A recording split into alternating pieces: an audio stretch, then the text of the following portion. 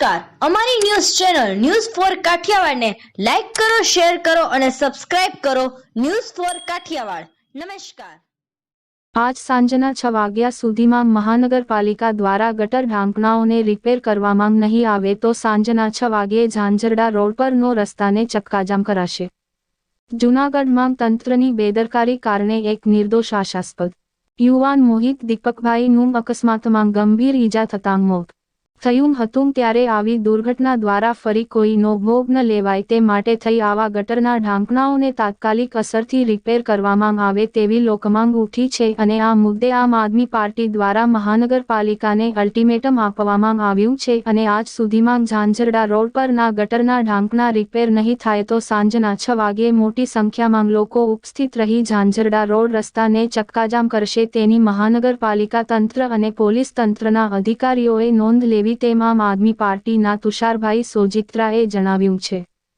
Reporter Yagnesh Bhatt, Junagadh. નમસ્કાર, વંદે માતરમ.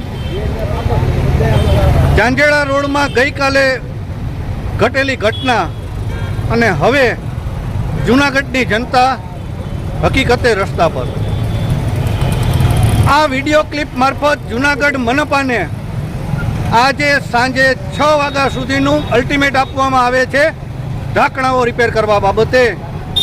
અન્યથા સાંજે 6 વાગે ઝાંઝરડા રોડ ચક્કાજામ બનશે. સ્થાનિક પોલીસ તંત્રને વિનંતી કે આ લોકોની જાનમાલની સુરક્ષાનો પ્રશ્ન છે અને લોકોની જાનમાલની સુરક્ષા કરવી એ પોલીસ તંત્રની ફરજ છે.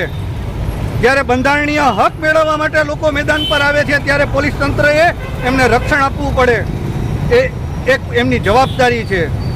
એટલે સાંજે 6 વાગે જૂનાગઢ પોલીસને પણ વિનંતી કે લોકોની સુરક્ષા માટે ઝાંઝરડા રોડ ઉપર પૂરતી પોલીસ વ્યવસ્થા કરે.